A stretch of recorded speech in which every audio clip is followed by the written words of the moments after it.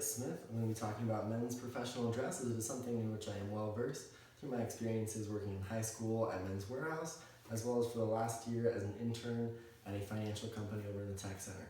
So a few things that I'm going to be talking about today are going to be more detailed items with men's professional dress, such as different kinds of ties, different kinds of ways to tie a tie, different kinds of coats, jackets, belts, pants, everything else like that. And to start, the biggest one that everybody always notices is the tie. So there's a few different ways to tie a tie. My favorite is going to be a full Windsor, which looks exactly like I've got here. I like it because it's more symmetrical on both sides. The width is the same. It's not asymmetrical like a regular tie, which most people actually do.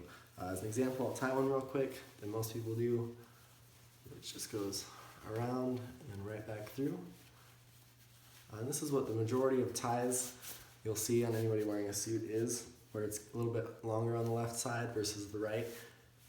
So it's just asymmetrical, and I like to make it a full Windsor by wrapping an extra time over the right side and then coming back up through the left, because that makes it nice and even and the same on both sides.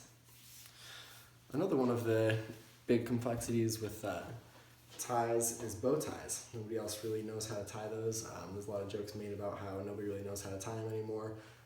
Even on Tosh.0 specifically, he talks about how last person to tie a bow tie died like 100 years ago, which is pretty funny because it's true, nobody knows how to tie a bow tie. But as an example, I'll just tie one real quick right now. Alright, so bow ties are actually a lot easier than everybody thinks, as it's really just like tying a shoelace. It's really just a bow. So you start with a regular knot, just like the first one you do in a shoe. You tuck up the sides where it's got the loop and the straight across, pull it over, and then tuck it right back through the back, just like this.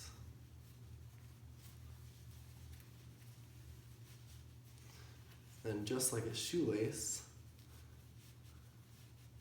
you can see it's got the long side, the one by itself, as well as two loops. You can adjust it by tightening the loops and pulling on the long side, just like with a shoelace. So it's really just a shoelace around your neck. It's pretty easy to tie. Another big detail with suits that you'll see on people who are more formally dressed is going to be pocket squares, like this one here.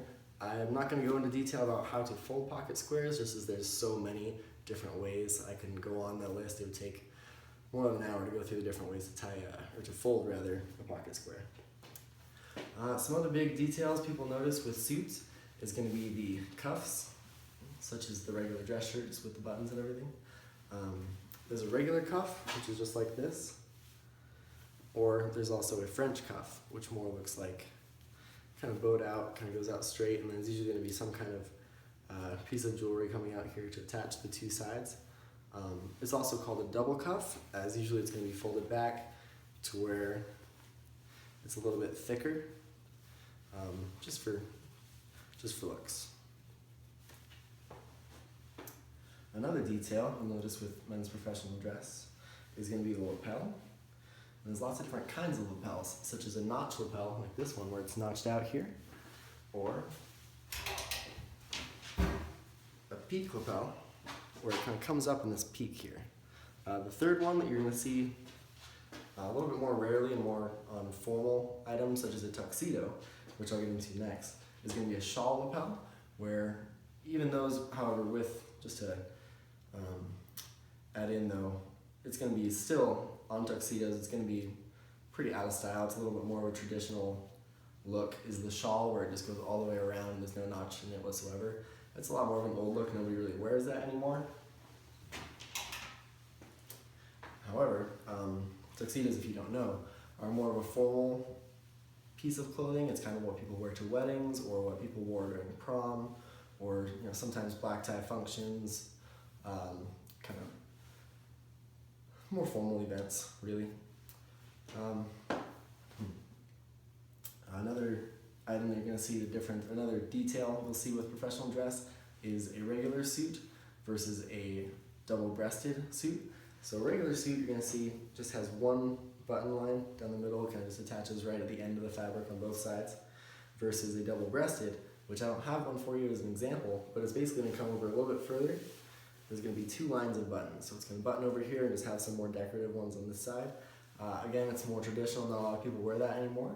but it's still something to know about, because with the fashion industry, it's definitely not an industry that's got specific rules. It really kind of flows all over the place with fashion. It's got its trends, it's got things coming back from before, such as double-breasted are actually becoming a little bit more popular recently, as well as obviously just the sizing.